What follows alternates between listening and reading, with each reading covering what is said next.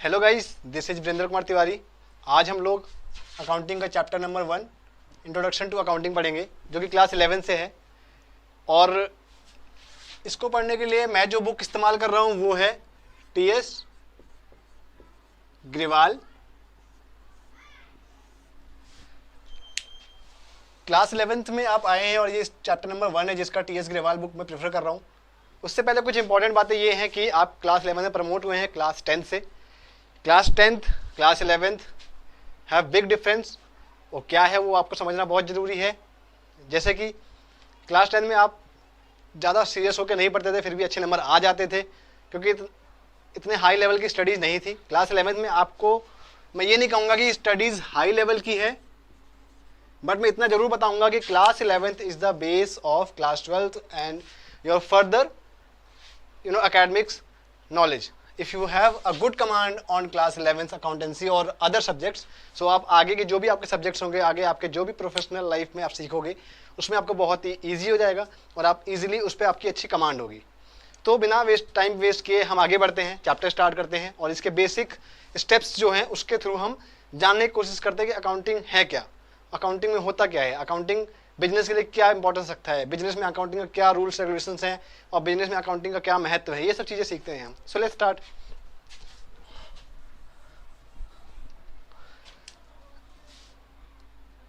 For example, this is a business, okay, and here we are doing accounting. Most important step is accounting is here, so business can exist for a longer period of time. If your accounting is not good, you are not able to do your good accounting, you are not a good accountant and you don't have a good accountant in your company, so your business can't exist in the market for a longer period of time. You have to understand this concept. For that you have to do a good accounting. तो सीखते हैं accounting कैसे होती है, accounting के basic steps क्या है। पहला स्टेप जो है इसमें वो ये है,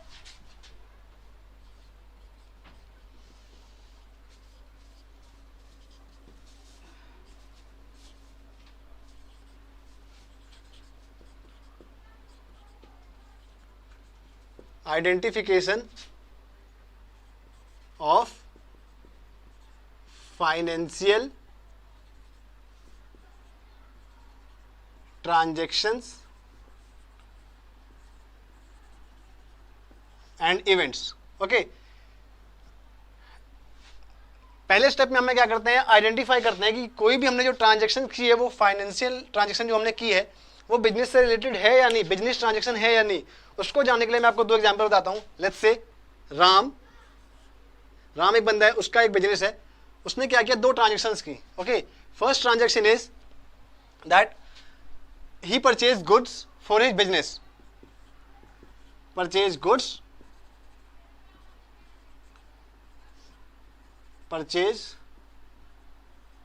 goods, business, okay, for business. Second transaction is he paid bill for his house, paid bill, you can say electricity bill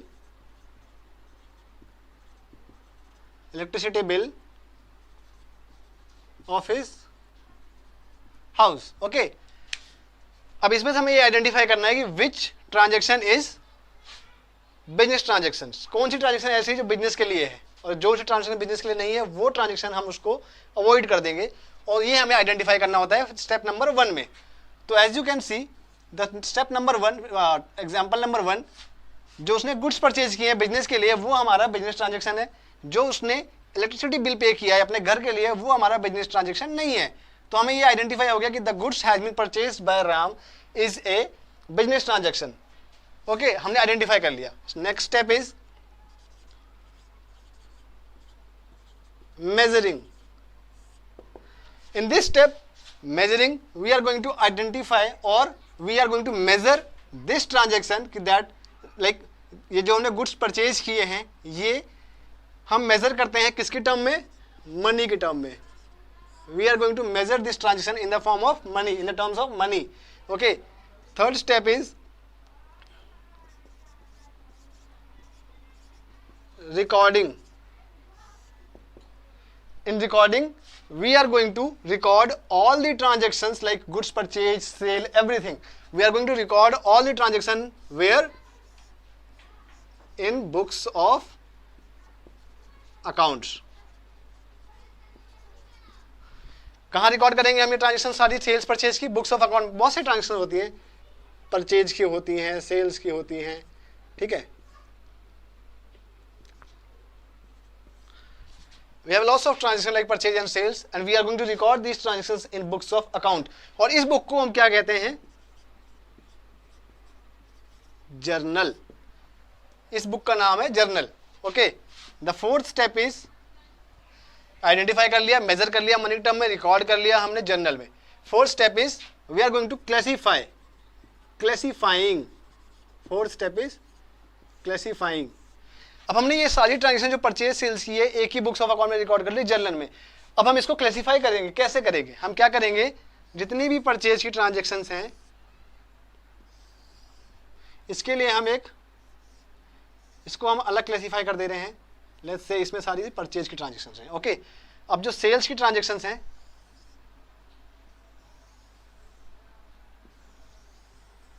इसको हम अलग क्लासीफाई कर दे रहे हैं.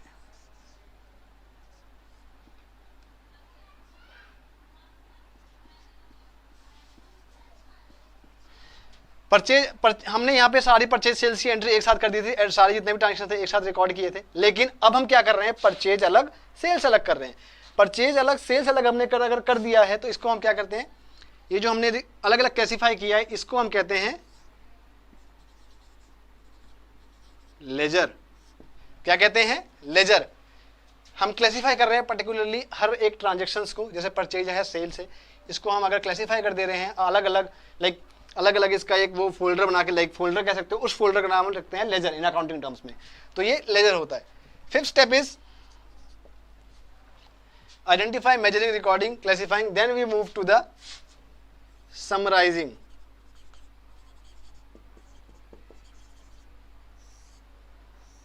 इन दिस स्टेप हमने परचेज की सारे अलग रिकॉर्ड कर लिए, सेल्स के अलग कर लिए. समराइज में हम क्या करते हैं, एक समराइज डेटा बनाते हैं जो शॉर्ट एक एनालिसिस होती है. बेसिकली हमारी सारी जो भी हमने रिकॉर्ड की है, क्लासीफाई किया है, हमने मेजर किया है, इसको हम एक समराइज डेटा बनाते हैं. उसके लिए हम क्या करते हैं, लेट्स से परचेज का एग्रीगेट वैल्यू है 10,000 रुपये, ठीक है. सेल्स का एग्रीगेट वैल्यू है 15,000 रुपये. ओके. अब हमने क्या किया, इसको समराइज कर लिया. हमने क्या किया, समराइज कर लिया. तो एग्रीगेट वैल्यू ऑफ सेल्स की क्या है हमें पता लग गई, 15,000 रुपये. परचेज की क्या है,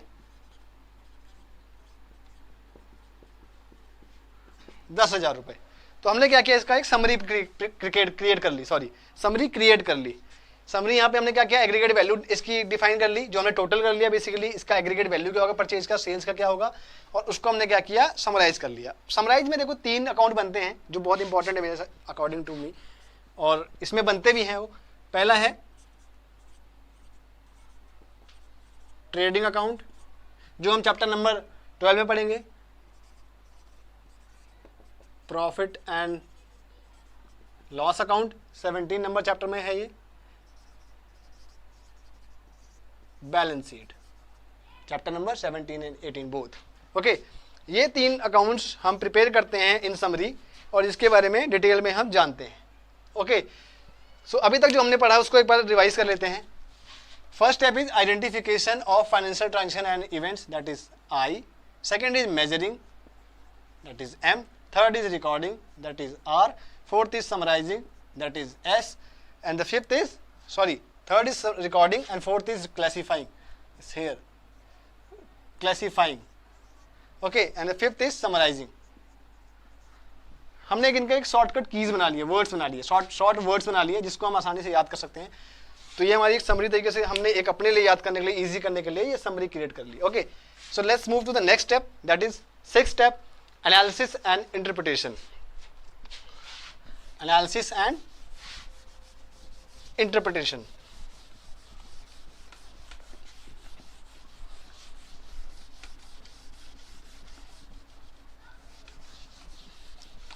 अभी तक जो हमने 5 स्टेप पढ़े हैं उसमें क्या था कि अभी तक नॉर्मल क्लर्क करते हैं ये सारे काम, जो भी बेसिक लो लेवल मैनेजमेंट जो होते हैं, मतलब लो लेवल मैनेजमेंट में स्टाफ होते हैं वो करते हैं। अब जो 6 स्टेप होता है वहां से सीए का काम शुरू होता है, वो एनालाइज करता है इसको। 6 step is analysis and interpretation. Okay, इस स्टेप में क्या करता है, सीए का काम होता है। यहाँ पे सीए का एक इन्वॉल्वमेंट होता है जो हमें बताता है कि वो एनालिसिस करता है सारे समरी को, सारे डेटा को जो हमने क्रिएट किया है, हमने आइडेंटिफाई किया है, मेजर किया है मनी के टर्म में, उसको हमने रिकॉर्ड किया है जर्नल में, उसको हमने क्लासिफाई किया है लेजर के फॉर्म में, then we have summarised it. जो समरी डेटा होता है वो सीए हमारा एनालाइज करता है, उसको फिर इंटरप्रेट करता है कि कंपनी ने प्रॉफिट किया है या लॉस किया है in that particular year. Okay, we are going to analyze that particular summary. Sorry, CA is going to analyze that particular summary and going to give us the profit or loss, or he is going to disclose this result with firm. Okay, 6 step हमें यही सिखाता है। 7 step जो है last step है हमारा, communicating to users। इस वाले स्टेप में क्या होता है, जो भी सीए ने प्रॉफिट और लॉस निकाला है उस समरी से, उसको हम क्या करते हैं, डिस्क्लोज करते हैं, कम्युनिकेट करते हैं। किसको करते हैं, यूजर्स को करते हैं। अब ये यूजर्स कौन है इसके बारे में आगे डिटेल में पढ़ेंगे, बट स्टिल मैं आपको बता दूं, यूजर्स होते हैं हमारे इंटरनल भी होते हैं, एक्सटर्नल भी होते हैं। इसके बारे में आगे से वाइडर टर्म में पढ़ेंगे, ठीक है। हमारे जो कंपनी के अंदर यूजर्स होते हैं उसको इंटरनल कहते हैं, जो एक्सटर्नल होते हैं वो हमारी कंपनी के बाहर होते हैं। तो ये यूजर्स होते हैं। अब ये सारी हम प्रॉफिट और लॉस की जगह हमारे कंपनी ने प्रॉफिट किया है या लॉस किया, ये सारी चीजें हम डिस्क्लोज करते हैं अपने यूजर्स को, ठीक है। तो ये हो गए हमारे स्टेप्स, 7 स्टेप्स। इसको हम शॉर्ट फॉर्म में लिख लेते हैं अगर आपको याद करने के लिए। I is stand for identification for of financial transactions and event. Second was measuring, third was recording, fourth one was classifying, fifth one was summarizing, sixth one was analysis and interpretation, seventh is communicating to users. So C. Okay, so ये 7 steps है, 7 keywords है जो आपको याद करने हैं और आप प्रॉपरली ये स्टेप्स आपको याद हो जाएंगे। और आई होप कि आपको समझ में भी आ गया होगा ये सारे स्टेप्स।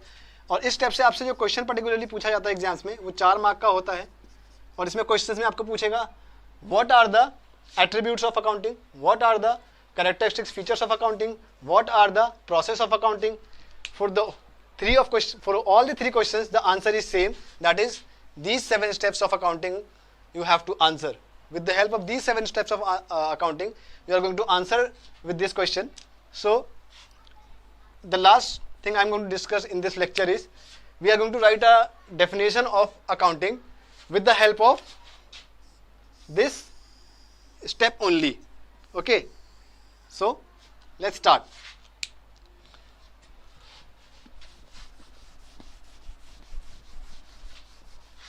हमने प्रोसेस पढ़ लिया, इसके स्टेप्स पढ़ लिए। Identification of financial transactions and events, measuring, recording, classifying, summarising, analysis and interpretation, and the last is communicating to users. ये 7 स्टेप्स जो हैं आपको समझ में आ गए होंगे। तो उसके बिहाफ पे, उसके हेल्प से मैंने एक डेफिनेशन जो बुक में आपकी लिखी हुई है टीएस ग्रेवाल की, उससे मैंने ये डेफिनेशन उठाई है, जो आपको लिखनी भी होती है अगर डेफिनेशन आते हैं आपके एग्जाम में, तो जो 4 मार्क्स का शायद आई थिंक होता है क्वेश्चन। तो अगर आपको प्रोसेस बताना है तो डेफिनेशन लिख के प्रोसेस बताओगे तो your answer contents looks very good. So definition जो है वो इसी से बनी हुई है स्टेप से। अगर हम थोड़ा समझ लें इसको, जो टेक्निकल डेफिनेशन है जो अमेरिकन इंस्टीट्यूट के द्वारा लिखी गई है, उसको समझने के लिए हमें ये स्टेप समझ में आ गए हैं और स्टेप्स के with the help of step ही ये डेफिनेशन बनी है। So let's start. I am going to make you understand how this definition is prepared with the help of these steps. Accounting is the art of recording, classifying and summarizing in a significant manner and in terms of money, transactions and events which are in parts at least of financial character and interpreting the results thereof. Okay, this is the definition which is given by American Institute. तो इसको मैं step से कैसे आपको समझाता हूँ, ये देखो। accounting is the art of recording, classifying and summarizing. The three steps we already studied, that is recording, classifying and summarizing. Okay, in a significant manner and in terms of money. In a significant manner and in terms of money, that is M, monetary terms. Measuring, we measured the financial transactions in the form of money. Okay, and events which are transactions and events which are in parts at least of financial character. In the first step, we identify that the transaction should be a financial character for business purpose only, not for the household purpose, for the self purpose. It shouldn't be like हम जो business transaction record करते हैं, लेते हैं, वो हमारे अपने personal use के लिए नहीं होना चाहिए, बिजनेस के लिए होना चाहिए. तो वही हमें समझा रहा है. तो first step is also there. Interpreting, that is analysis and interpretation the results thereof. जो भी रिजल्ट आता है इंटरप्रिटेशन के बाद सीए के, वो हम क्या करते हैं, कम्युनिकेट करते हैं यूजर्स को. Results thereof. Okay, so these 7 steps are there in your definition. So I hope you understood the concepts of the steps and the attributes, whatever you can say in the different words. So I hope you guys understand the lecture. Thank you and stay tuned. अपने घर रहो, safe रहो. हम लोगों को कोविड-19 के खिलाफ एक साथ मिलकर लड़ना है. So please follow the guidelines which has been given by the government. So जो लोग कॉमर्स विद मैथ्स लेके पढ़ रहे हैं, उनके लिए एक खुशखबरी है. इंपॉर्टेंट चीज़ जो ये है कि मेरे एक फ्रेंड है मनोज, जो द स्टूडेंट एजुकेशन एकेडमी चला रहे हैं. उसमें वो पूरे मैथ्स का सारा लेक्चर्स आपको मिल जाएगा. ये आपको यूट्यूब पे इसका चैनल मिल जाएगा. मैं इसका लिंक आपको डिस्क्रिप्शन बॉक्स में दे दूंगा. Please visit and watch the video. Very interesting and you can learn from this channel. And thank you so much for watching the video. See you in the next video.